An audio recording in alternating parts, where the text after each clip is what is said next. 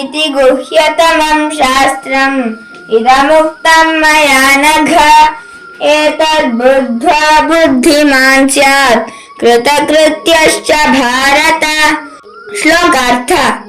ಪಾಪರಹಿತನೇ, ಹೀಗೆ ಅತಿ ರಹಸ್ಯವಾದ ಈ ಶಾಸ್ತ್ರವು ನಿನಗೆ ನನ್ನಿಂದ ಹೇಳಲ್ಪಟ್ಟಿದೆ. ಭರತ ವಂಶಜನೇ, ಇದನ್ನು ಅರಿತವನು ಬುದ್ಧಿವಂತನಾಗುವನು ಮತ್ತು ಕೃತಾರ್ಥನಾಗುವನು.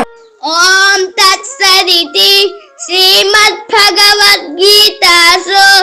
ಉಪನಿಷತ್ಸು ಬ್ರಹ್ಮವಿದ್ಯಾಯಾಂ ಯೋಗಶಾಸ್ತ್ರೇ ಶ್ರೀಕೃಷ್ಣಾರ್ಜುನ ಸಂವಾದೆ ಪುರುಷೋತ್ತಮ ಯೋಗೋ ನಾಮ ಪಂಚದಶೋಧ್ಯಾಯಃ. ಹರಿ ಓಂ.